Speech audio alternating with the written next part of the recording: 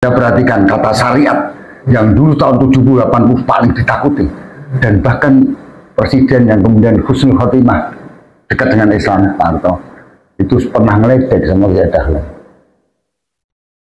Apakah kita harus menjalankan syariat? Padahal syariat. Dan detik itu juga mulai 68 Depak tidak pernah melakukan upacara peringatan Piagam Jakarta. Itu tiap tahun ada anggarannya. Gitu ya? Iya, itu di stop. Jadi saya pikir perlu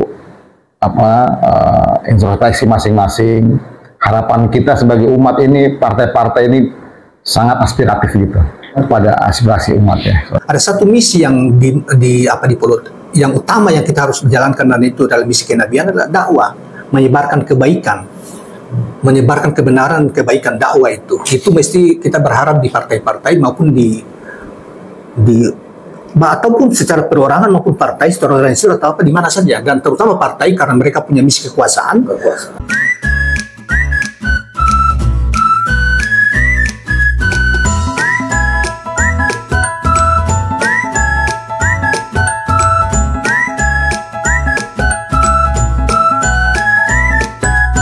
Omon-omon.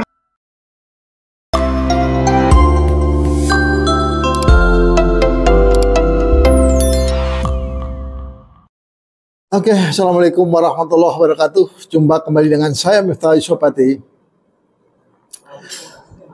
Hari ini kita membahas tentang jejak partai politik Islam. Oke Pak Joko, sekarang giliran Bapak lagi. Bapak tadi bicara sampai ke Orde Lama, ya, belum masuk ke tataran Orde Baru. Ya, prasejarah kalau Jejak Partai Islam sebetulnya yang paling monumental, ya. Sepanjang sejarah itu, terutama di masa-masa Orde Baru, atau kalau sebelumnya ada, ini apa sebetulnya? Kalau kita membaca, kita kan bukan aktor yang waktu itu. Kita mungkin aktor agak pinggiran pun, sekarang pun pinggiran. Di pojok. Kita ini orang-orang pojok. Tanyakan kapan marginal ya Pak. Kapan? Kita ini orang pojok. Kenapa? Orang yang udah tidak lagi bisa dipojokkan. Silakan Pak. Pojoknya. Pojok mentok. Jadi kalau nggak salah saya tadi sampai bahwa secara kesimpulan bahwa partai-partai Islam itu sekitar pemilu 55 ya, itu punya suara hampir 50%, 47 sekian persen. Tapi masih kalah PNI kan Pak? Ya, jadi gini, Masyumi 57, NU 45, PSI itu 8, belum lagi yang kecil-kecil seperti misalnya. Itu dari 257 udah dapat berapa? 57 tambah 45, 100 sekian. Jadi memang tidak sampai separuh. 3,7% Pak. Ya, tahun 55. Tahun 55 itu Partai Islam kalau dicampur semuanya itu 43,7%. Ya. Jadi itulah yang menyebabkan kita tidak mampu membuat undang-undang dasar baru. Memang sekarang banyak suara-suara yang pengen kembali 45, tapi itu tidak dibicarakan sekarang. Ya. Ya, jadi itu adalah ahistoris menurut saya. Satu kata saja, ahistoris. Waktu itu, itulah puncaknya kekuatan Islam, meskipun Mas Sumi secara internal kecewa. Padahal Pak Najib sudah membuat bagaimana Sumatera Utara itu, Aceh itu tetap Sumatera Utara.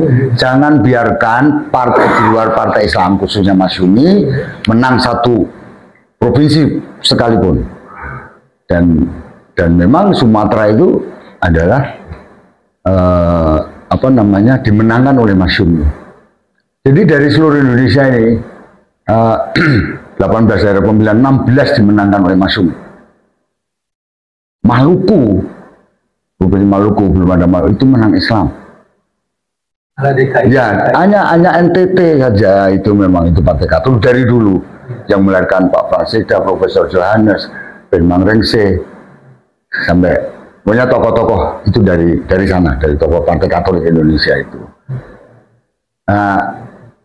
Dan Islam, kekuatan Partai Islam itu mulai bangkit ketika kekuatan kiri yang dikomandani oleh pasangan semula Syahrir dan Amir Syarifuddin Harahap yang semula adalah Muslim, kemudian menjadi Kristen, yang terakhir menjadi tidak tahu Tuhan, ya, dan dia dibunuh di Ngalian, Karanganyar, Surakarta.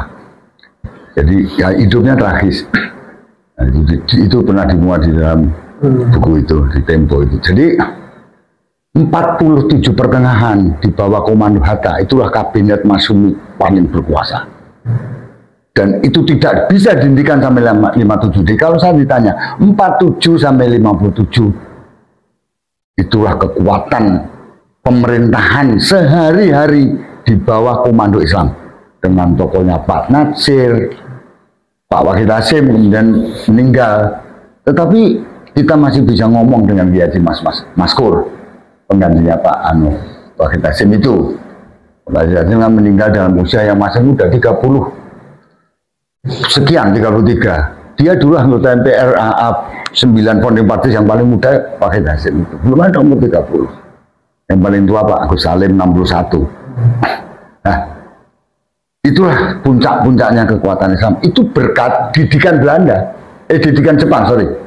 Jepang memberikan perlindungan politik yang luar biasa untuk melawan negara Barat yang kafir itu kan, gitu loh. Yang gitu. Dan kekuatan militer. Bayangkan sudah ada peta, dan peta itu di seluruh Pulau Jawa 90% ketuanya komandan peta, Danconya itu mayor, komandan batalion, itu semua Islam, pemuda Muhammadiyah, Pak Kasman Singodimedjo, Iskandar di Pekalongan, Sudirman, Mulyadi Joyo Martono, itu Muhammadiyah semua. NU diberikan disabilillah, ya Maskur itu belum cukup. Masyumi minta satu lagi khusus Islam yang namanya Hizbullah. Hizbullah itu komandannya adalah dari NU Zainul Arifin, ya Zainul Arifin yang sekarang dari nama di daerah kota itu. Kemudian wakilnya Muhammad Rom, dan gurunya, komandan gurunya, direktur sekolahnya itu adalah Kiai Gontor Imam Zarkasi. Luar biasa. Dan mereka memang dididik lebih singkat, hanya 3 bulan. Tetapi kekuatan satu batalion yang kemudian menyebar, mendidik anak buahnya di bawah, itu luar biasa. Bahkan di Diponegoro, di Jawa Tengah, itu ada 3 batalion yang sangat diandalkan, 423, 424, dan 426. Itulah Hizbullah. Dan itulah satu-satunya batalion yang di pertengahan masuk Madiun oleh Nasution atas perintah Hatta. Hatta kan Menteri Pertahanan merangkap Perdana Menteri. Pak Dirman sakit karena melihat Madiun sudah sulit untuk dipersatukan itu. Itu hanya tentaranya Pak Harto, tentaranya Darmono, tentara itu semua di ring 2, ring 3 tidak diperbolehkan masuk ke Madiun. Karena waktu itu intrik antar tentara itu luar biasa. Jadi penyakitnya politik itu ya, selain di kalangan sipil yang begitu, rakyatnya juga masih banyak buta huruf, dan tentara-tentara ini kan ada 3 lapis, ada Kenil, ada Peta, ada Laskar. Dan di Laskar inilah permusuhan Pesindo dan Hizbullah bagaimana. Ini musim minyak sama air, khususnya yang di Surakarta itu, yang seorang komandan tentara Brigade Senopati itu sampai bisa meninggal di depan rumahnya sendiri. Yang didakwa adalah 2, Siliwangi karena di situ ada dan tentara Islam. Tetapi ternyata itu permainan PKI sendiri, permainannya Alimin sendiri, bagaimana supaya memfitnah. Dan memang Pak Dirman kan sempat menyuruh itu pulang Siliwangi. Senopati anakku. Siliwangi bertanya, Siliwangi anak siapa Pak? Sudirman nggak bisa gini. Nah, hanya satu berapa kompi pulang. Nah, itu contoh-contoh bahwa persoalan politik di Indonesia, bahwa tadi partai-partai Islam itu selalu dekat dengan Angkatan Darat, selalu. Jadi ketika tidak setuju dengan Linggarjati segala macam, Masyumi di belakang Pak Dirman. Tetapi ketika Tan Malaka udah nggak karu-karuan di situ, Masyumi mundur. Dan kurun itu 45, 46, 47 itu Islam tersingkirkan. Itu dikuasai karena Islam dianggap kolaborator Jepang. Ya memang difasilitasi banyak. Jangan kan kekuatan politik Islam, Soekarno-Hatta aja kolaborator Jepang kok. Muncullah Syahrir yang bisa berunding di mata internasional. Syahrir tidak bisa orang lain. Itu kan taktik-taktik yang oleh tentara tidak sabar. Nah, dan setelah itu Korojo masuk yang Orde Lama, Pak Juanda sendiri yang akhirnya menyelamatkan itu kan.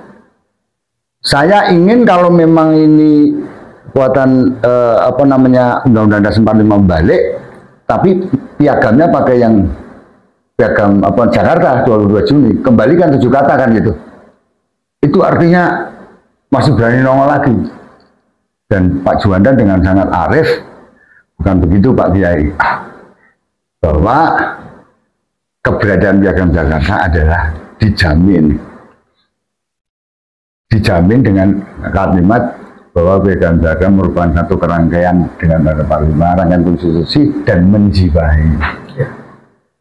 Dan itu rohnya itu melambrang kemana-mana. Jadinya sekarang bagaimana peradilan agama seandainya partai Islam tidak ada P3 itu, PDI mau Golkar pecah dua. Jadi partai-partai Islam tetap diperlukan selama hubungan negara dan Islam itu memang dianggap ada, dan sejarah tidak bisa dianggap remeh, diabaikan bahwa kelahiran Indonesia ini adalah hubungan yang saling memahami antara kekuatan Islam dan nasionalis. Jadi kalau ada sekarang orang mengatakan aku beragama Islam, aku berislam, dikatakan identitas. Justru yang ngomong itu sendiri sudah mengidentifikasi dirinya, kamu bagian dari Jawaisme dan Hindu. Sama, jadi begitu Anda menuduh Islam itu Anda sudah mengidentitas bahwa Anda tidak menuduh Islam. Oke, Ustaz Fadli. Ya. Ada semacam wirah Islam yang begitu kuat ya, para tokoh-tokoh terdahulu ya. Pak Joko tadi memberikan contoh bagaimana P3 berjasa ya dalam mengagulkan undang-undang apa tadi?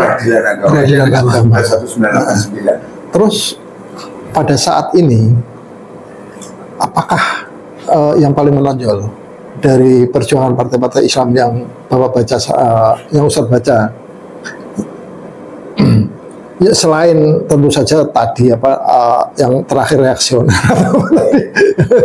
Iya, jadi tadi saya mau menyambung dari Pak Joko ke Bang Juanda juga dari soal apa ya? Tadi kan kita nggak usah simbol-simbol yang bermain begitu ya, tapi cukup masalah bagaimana kekuatan ideologi Islam di masing-masing anggota itu untuk memperjuangkan Islam ya. Karena kan ada VIR din tato wa anta mas'ulun an islamiha, di mana saja kalian berada kalian bertanggung jawab terhadap kondisi keislaman itu ya. Tapi saya melihat begini, beberapa waktu lalu saya pernah hitung-hitungan gitu ya, berapa sih orang Islam gitu di parlemen itu. Mayoritas fraksi terbesar mungkin barangkali fraksi Islam gitu misalnya, yang orang Islam itu. Tapi begitu ada kepentingan Islam yang harus dibela secara kolektif gitu, itu nggak bisa, karena dia terikat oleh partai masing-masing. Begitu dia ingin menyuarakan ini, dia takut sama. Bisa dikasih contoh apa? Kasih dalam kasus apa? Banyak lah ya, tapi nggak usah banyak, satu aja. Nggak usah solusi aja. Nanti ketahuan partainya. Nanti partainya ketahuan kan nggak? Maksud saya nggak mau cerita itu, tapi ini kan fenomena ya.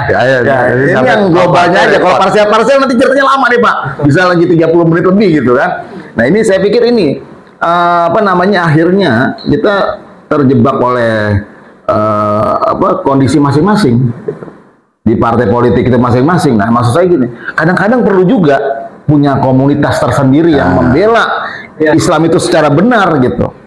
Bukannya sekarang kan ya, kalau dulu memang sangat ideologis Pak Joko ya. Islam memang dia sampai dia di penjara, mati di penjara gitu. Kalau sekarang enggak. Kalau udah beda sedikit kayak kalau keluar partai itu dua, kalau nggak kecewa ya kecewe. Jadi udah itu ada namanya. Iya. Jadi kalau kecewa keluar dia. Kalau tahu dia keluar juga. Maksudnya saya pikir ini nggak ada ideologi lagi yang dibela di dalam. perkembangan partai itu ya, Mas. Jadi akhirnya kebelakangan ini karena begitu, ya, yang namanya partai Islam dari awal sampai akhir nanti akhirnya nggak bisa jadi partai imam, jadi partai makmum aja ini, gitu. Nggak bisa menguasai negara ini gitu. Nah, maksud saya ini mungkin barangkali ada muhasabah politik gitu ya bagi begawan-begawan politik Islam Indonesia ini gitu. Coba kita menurunkan ego masing-masing, kemudian kita bercerita tentang bagaimana Islam itu rahmatan lil alamin gitu ya. Sebagai agama yang sempurna di mata Allah itu bisa membawa kebaikan buat orang banyak di Indonesia ini ya. Bukan hanya sekedar masalah kepentingan-kepentingan tertentu yang mau dibawa, tapi juga masalah-masalah lainnya yang bisa menjadi apa namanya nih membawa manfaat buat orang banyak. Saya pikir itu yang menjadi apa namanya pemikiran awal kita. Kalau mau besar, kita harus menurunkan ego masing-masing. Bahwa yang kita bela itu bukan soal dunia aja, gitu. Tapi ada soal akhirat yang lebih besar yang menjadi tempat kembali kita nanti ya. Bahwa ini hitung-hitungannya menjadi hitungan orang yang mempertahankan kebaikan di muka bumi ini, menjadi paku bumi ya, yang paku bumi Nusantara lah gitu istilahnya begitu, yang bisa mempertahankan Islam itu dengan baik di Indonesia. Mungkin bukan hanya politik ya, di bidang-bidang lain juga begitu. Bagaimana kita bersatu di bidang politik, bagaimana kita memikirkan bidang ekonomi secara kolektif bersama-sama, pemberdayaan umat dari uang zakat dan segala macam, pendidikan dan segala macam. Kalau ini ada kebersamaan yang ini saya yakin ya, dan sepenuhnya yakin bahwa Islam itu menjadi ya'lu wa la yu'la alaih. Batun tinggi dan tidak ada yang mengalahkan ketinggian itu. Jadi baldatun thayyibatun wa rabbun ghafur, itu jadi benar-benar tercipta itu ya. Nah, inilah yang saya apa namanya Pak Bang Miftah tadi tanyakan ya. Kira-kira bagaimana ini bisa menjadi baik itu? Saya pikir itu tadi caranya islah bersama-sama, muhasabah. Mungkin caranya bagaimana itu harus dipikirkan. Entah bikin partai politik bersama atau partai politik yang sudah ada dipertahankan, kemudian mempunyai tema-tema yang sama yang harus dibela ya. Kalau memang akarnya itu masalah Islam atau masalah kemaslahatan umat ya, baik itu yang menyangkut keislaman sendiri maupun keindonesiaan, saya pikir itu bisa dibicarakan secara bersama-sama oleh apa namanya begawan-begawan politik Islam Indonesia lah, saya pikir gitu Bang. Bang Juanda, masih ada tambahan? Ya, saya mau ingin yang tadi itu kan masih ada yang sebetulnya kita belum masuk gitu ya. Jadi ada pemikiran 2 tahun 80-an itu kan sebetulnya Islam di kalangan anak-anak muda itu kan yang sampai sekarang berdampak begitu, simbol-simbol identitas Islam itu muncul kan pada tahun 80-an. Sebelumnya mana ada tentara, anak polisi pakai jilbab, istrinya nggak boleh kan? Nggak ada. Tapi fenomena tahun 80-an ketika banyak lahirnya para pemikir-pemikir Islam ya, walaupun oleh ada kelompok, ada Cak Nur, pikiran kayak Cak Nur itu yang menekankan substansi itu kelompok yang lain, tapi ada juga identitas itu seperti bilang tadi itu. Yang itu kemudian terjadi konvergensi ke sana salah. Kalau dekonvergensi keduanya ya kemudian muncul sekarang ini. Akhirnya kan kemudian walaupun itu simbol, tetapi identitas itu muncul di tentara, di polisi, bahkan poluan sampai ke jantungnya langsung pakai jilbab, anggota tentara perempuan pakai jilbab. Dan dulu mana ada orang sembahyang pun mungkin dalam tanda petik sembunyi kan yang Islam di ini. Nah, itulah yang apa terjadi pada satu kurun waktu, kemudian lahirlah reformasi, kemudian jadi terjadi perubahan luar biasa di dalam konteks sosio religius di masyarakat kita. Lihat kalau tadi Pak ini kan memang itu ada proses di politiknya ya, tapi sebetulnya kesadaran yang terang-terangan itu yang sampai hingga sekarang itu muncul. Itu sejak dari, kalau saya perhatikan sejak dari tahun 80-an ya, dan dari pergulasan pemikiran Islam baik di politik, di ekonomi, lahirlah itu apa namanya Bank BMI itu di akhir masa Pak, lahirlah ISMI dan sebagainya. Dan kemudian para politisi yang tadinya sembunyi-sembunyi gitu ya, tanda petik juga Itu sekarang terang-terangan di Golkar di mana-mana itu yang tadinya walaupun jadi partai Islam gitu loh. Tetapi simbolisme dan jilbab dipakai ketika orang menjadi tersangka korupsi. Walaupun orang kadang-kadang soal identitas Islam itu, walaupun kadang-kadang masih ada yang mengatakan jangan pakai partai identitas politik. Enggak, kita di dalam Islam itu identitas dan ya, substansi dan luar dan dalamnya itu harus satu. Maka dibilang kafah. Iya kan, keseluruhannya. Dan itu kita berharap sebetulnya itu lebih banyak ditampilkan oleh partai-partai Islam secara simbolik gitu, ya. Misalnya kayak, mohon maaf, kita harus sebut nih, misalnya PKS gitu ya. Terlepas dari kita setuju atau tidak setuju gitu. Tapi ini ada segmen tersendiri, ada pandangan Islamnya tersendiri secara sosial. Kemudian Kita mah setuju aja.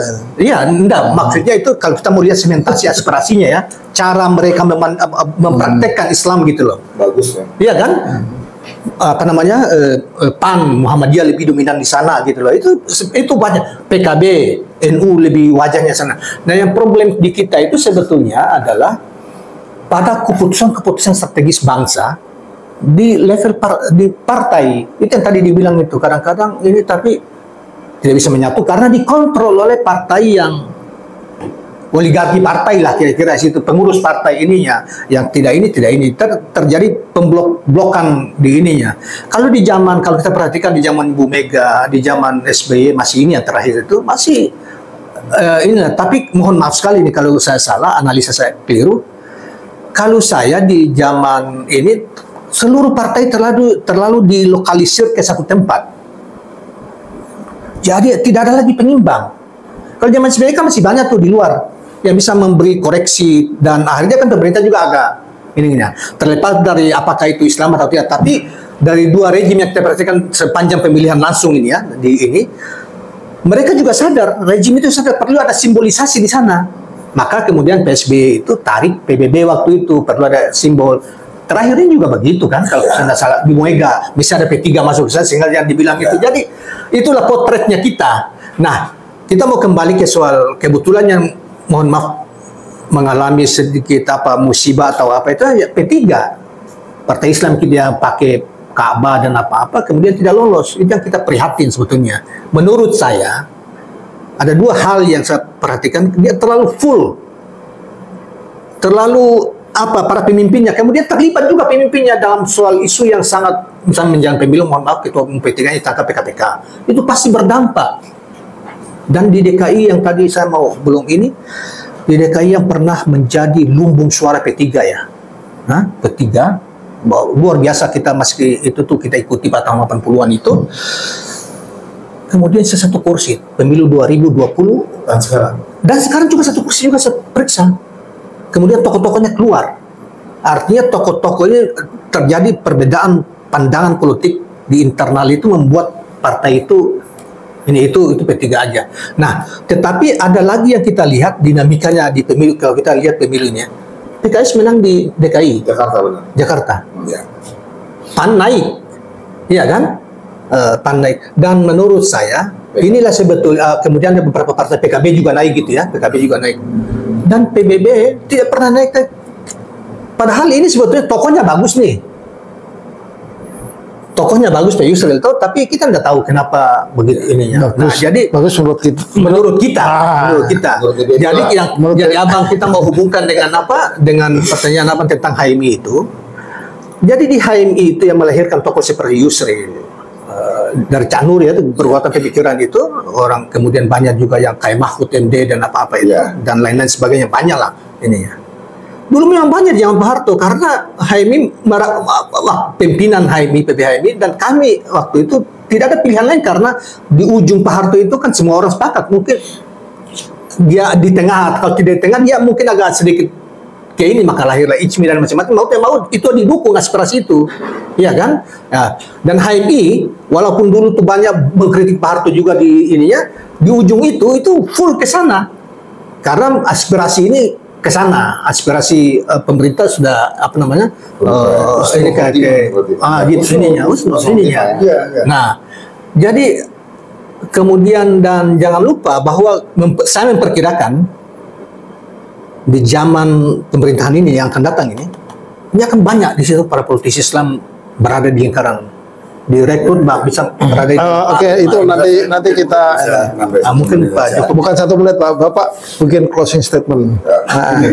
Jangan menangisi ketidakhadiran P3 banget ya.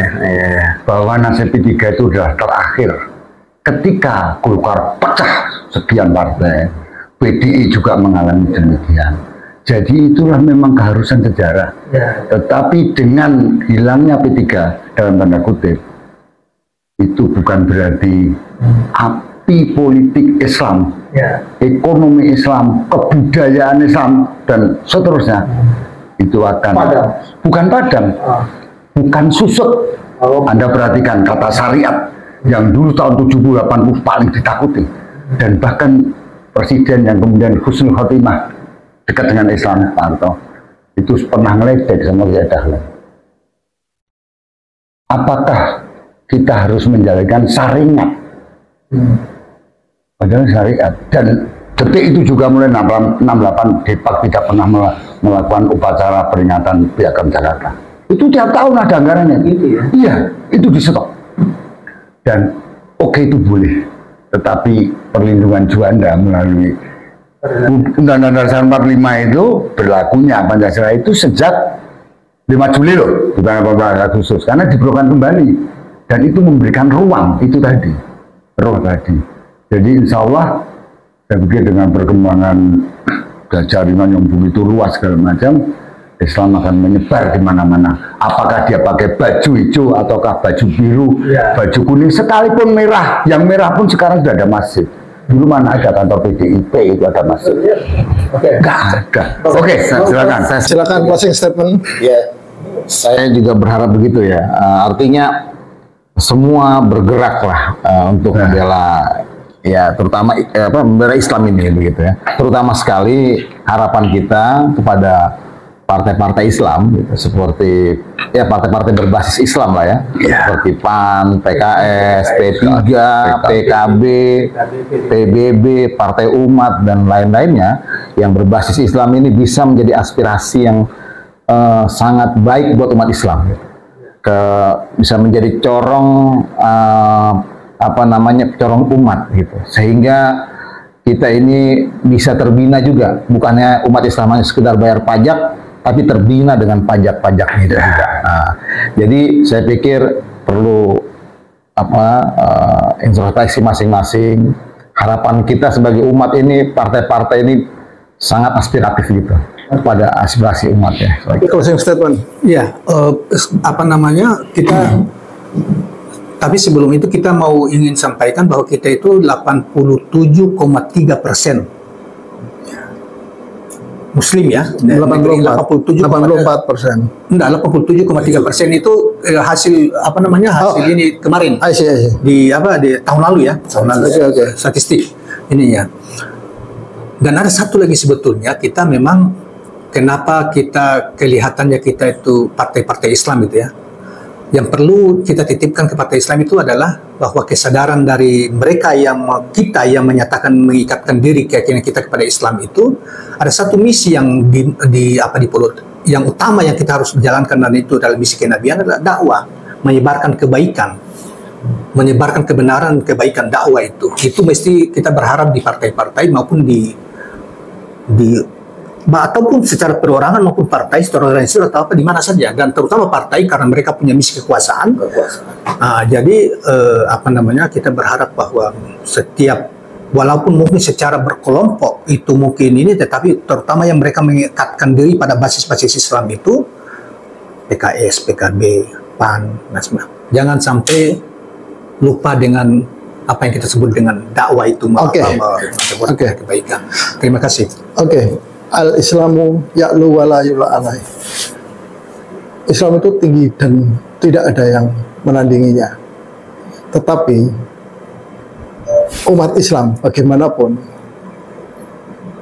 belum mencapai ruh daripada ayat tersebut. Nampaknya introspeksi, begitu kata Ustaz Fadli, itu adalah hal yang penting. Dan kata saya, kita butuh taubat nasional bagi pemimpin-pemimpin Muslim. Billahi taufiq wal hidayah. Wassalamualaikum warahmatullahi wabarakatuh. Waalaikumsalam warahmatullahi wabarakatuh.